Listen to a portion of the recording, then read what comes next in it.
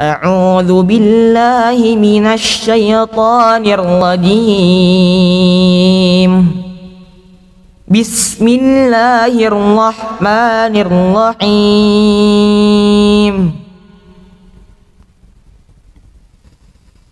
أولئك الذين اشتروا الحياة الدنيا بالآخرة فلا يخفف عنهم العذاب ولا هم ينصرون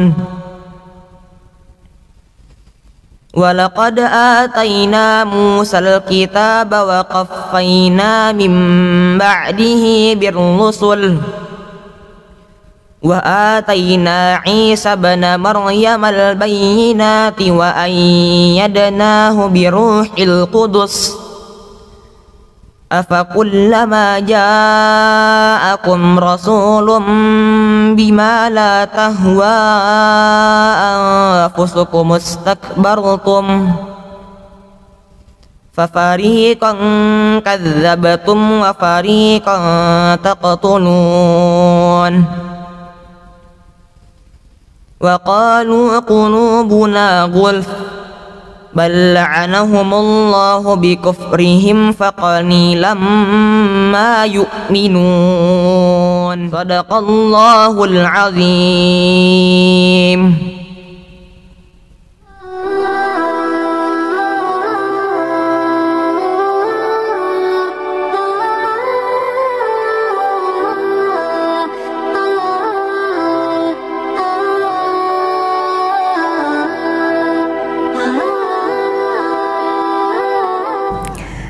Assalamualaikum warahmatullahi wabarakatuh. Alhamdulillahirabbil alamin. Assalatu wassalamu ala asrafil anbiya'i wal mursalin wa ala alihi washabbihi ajma'in. Amma ba'd. Alhamdulillah, kita berjumpa lagi dengan Ibu di kisah teladan di bulan Ramadan. Sama seperti sebelumnya, hari ini Ibu akan bercerita mengenai nabi dan rasul yang mendapatkan gelar ulul azmi. Nabi dan Rasul yang mendapatkan gelar ulul azmi selanjutnya adalah Nabi Isa alaihi salam. Nabi Isa alaihi salam lahir dari seorang ibu yang bernama Maryam binti Imran. Maryam binti Imran sejak kecil diasuh oleh mendiang Nabi Zakaria dan ia merupakan seorang gadis yang baik budi pekertinya. Sesudah ia menginjak usia dewasa, ia selalu mengurung diri di tempat ibadah dan sama sekali tidak berhubungan dengan orang lain. Pada suatu hari, Nabi Zakaria menengok Maryam di tempatnya. Ia terkejut melihat aneka buah-buahan berada di kamar itu. Maryam menjelaskan bahwa itu adalah karunia Allah Subhanahu wa Ta'ala. Nabi Zakaria percaya akan hal itu. Memang tidak mustahil Maryam yang suci, takwa, dan tunduk pada perintah Allah itu mendapatkan karunia berupa makanan dari surga. Pada suatu hari, Maryam kedatangan malaikat yang mengatakan bahwa ia akan mengandung dan melahirkan anak laki-laki yang nantinya akan menjadi nabi dan rasul. Hal ini disebutkan dalam surah Al-Imran ayat 43 yang artinya, "Ingatlah ketika malaikat berkata, 'Hai Maryam, sesungguhnya Allah mengembirakan kamu dengan kelahiran seorang putra yang diciptakan dengan kalimat yang datang daripadanya. Namanya Al-Masih Isa putra Maryam. Seorang terkemuka di dunia dan di akhirat dan termasuk orang-orang yang didekatkan kepada Allah Subhanahu wa Ta'ala." Surah Al-Imran ayat 45. Maryam heran, bagaimana bisa ia yang merupakan seorang perempuan yang belum bersuami mempunyai anak? Malaikat menjawab bahwa jika Allah Subhanahu wa Ta'ala menghendaki sesuatu, cukuplah berkata jadilah, maka kehendaknya pun jadi. Ternyata betul. Tidak berapa lama kemudian Maryam hamil. Segera saja ia dijadikan bahan pergunjingan masyarakat di sekitarnya. Ia dianggap telah berbuat zina dengan laki-laki lain. Sungguh tuduhan ini merupakan hal yang menyakitkan bagi Maryam. Inilah salah satu dari ujian berat yang harus dihadapi dengan iman yang teguh.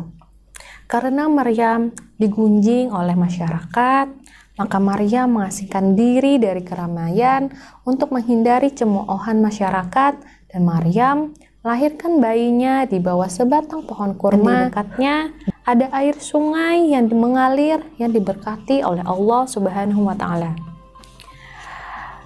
Bayi tersebut adalah Nabi Isa alaihissalam yang lahir dengan selamat, dan tempat kelahiran Nabi Isa disebut dengan Baitul Laham yang berarti tempat lahir. Sesudah kesehatannya pulih, Maryam kembali ke rumahnya dengan perintah Allah Subhanahu wa Ta'ala yang menyuruh agar Maryam tetap diam selama Maryam membawa bayinya itu kembali ke rumahnya di Palestina. Berbagai pendapat dan tuduhan yang ditujukan kepada Maryam. Bagaimana ia seorang perempuan yang tekun beribadah bisa mempunyai seorang anak? Tanya masyarakat pada saat itu. Lalu Maryam menjawab, tanyakanlah pada bayi itu sendiri kepada orang-orang yang ada di sekelilingnya. Mereka bertanya pula kepada Nabi Isa alaihissalam, anak Maryam yang masih bayi itu. Tak disangka Nabi Isa alaihissalam yang masih bayi itu pun bisa menjawab atas kehendak Allah. Dan Nabi Isa pun berkata, aku adalah hamba Allah, akan diturunkan kepadaku kitab Injil. Allah telah memilihku menjadi seorang nabi, menjadikanku orang yang mendatangkan berkah dan mengajarkan kebaikan, memerintahku untuk mendirikan sholat dan membayar zakat selama hidupku, berbuat baik kepada orang tuaku, aku tidak sombong kepada orang lain, dan tidak tenggelam dalam maksiat. Allah memberiku keselamatan pada hari lahirku dan kematianku, dan juga pada hari kebangkitan di hari kiamat. Dengan demikian, yakinlah mereka bahwa Maryam memang suci bersih dari tuduhan yang mereka tuduhkan selama ini kepada Maryam. Sejak kecil, Nabi Isa alaihissalam sudah menampakkan dirinya sebagai manusia yang istimewa, memiliki kecerdasan luar biasa, dan pada umur 30, beliau diangkat sebagai nabi dan rasul. Sebelum itu telah diajarkan kepadanya kitab Taurat dan Injil. Dengan diangkatnya sebagai rasul, maka mulailah beliau menyebarkan agama Islam kepada kaumnya, menyerukan kaum Yahudi dan orang-orang Israel untuk kembali ke Allah, menyadarkan kesesatan mereka yang telah berani merubah kitab Taurat peninggalan Nabi Musa alaihissalam. Salah satu ajaran Nabi Isa adalah kabar tentang adanya nabi sesudahnya, yaitu Ahmad atau Muhammad. Hal ini disebutkan dalam Al-Quran surah Asy-Syaff ayat 6, yang artinya, sesungguhnya aku adalah utusan Allah kepadamu, membenarkan kitab sebelumku yaitu Taurat, dan memberi kabar gembira dengan datangnya seorang Rasul yang akan datang sesudahku yaitu Ahmad atau Muhammad. Al-Khawariyun adalah sebutan bagi para sahabat Nabi Isa alaihissalam dan murid-murid yang dekat. Mereka inilah yang meneruskan dan menyebarkan ajaran Nabi Isa alaihissalam kepada kaumnya. Kedatangan Nabi Isa alaihissalam dengan ajarannya yang bersih dan benar telah membuat tokoh-tokoh agama dari kalangan rahib Bani Israel terancam kedudukannya. Maka mereka minta bukti kebenaran beliau selaku utusan Allah. Maka Allah memberikan mukjizat kepada Nabi Isa alaihissalam untuk menguatkan ajarannya. Antara lain, Nabi Isa membuat patung burung dari tanah liat, lalu setelahnya ditiuplah burung itu dan hidup serta terbang atas izin Allah Subhanahu wa Ta'ala.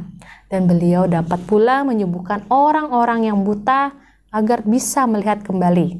Beliau dapat menyembuhkan orang yang terkena sakit sopak atau kulit, dapat menghidupkan orang mati, dan dapat menurunkan makanan dari langit untuk menuruti kaumnya yang minta hidangan dari surga. Pemerintah Romawi tidak menyukai kehadiran Nabi Isa alaihissalam yang dianggap membahayakan kelompok mereka dan mengatakan bahwa Nabi Isa alaihissalam adalah seorang penyihir.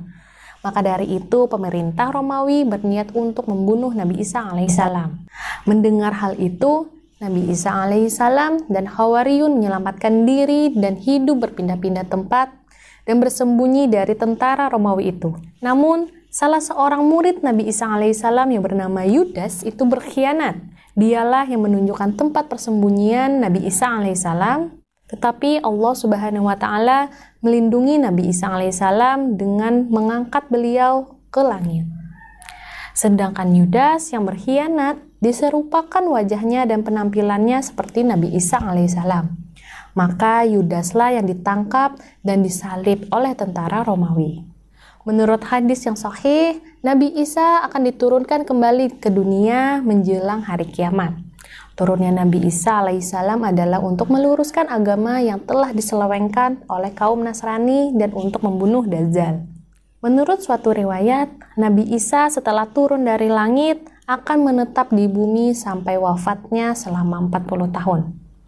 Janji Allah pasti berlaku pada semua hambanya. Semua yang bernyawa pasti akan mati. Begitu juga Nabi Isa alaihissalam. Setelah menjadi pemimpin yang adil di akhir zaman, Allah Subhanahu wa Ta'ala akan mewafatkan Nabi Isa alaihissalam. Hanya saja Nabi Isa alaihissalam tidak diwafatkan sekarang, tapi di akhir zaman. Dengan membawa misi membunuh Dajjal, orang kafir, dan memenuhi bumi dengan keadilan bersama kaum muslimin. Hanya Allah Subhanahu wa Ta'ala saja yang tahu kapan dan di mana Nabi Isa alaihissalam akan diwafatkan. Wallahu a'lam bishawab. Dan hikmah apa yang dapat kita ambil dari kisah Nabi Isa alaihissalam? Jadi hikmah yang dapat diambil adalah keteguhan hati dan kesabaran dalam menghadapi suatu kesulitan serta percayalah akan kebesaran Allah Subhanahu wa Ta'ala. Sekian kisah dari Nabi Isa alaihissalam. Semoga kita semua dapat mengambil hikmah di balik cerita beliau. Akhir kalam, Assalamualaikum warahmatullahi wabarakatuh.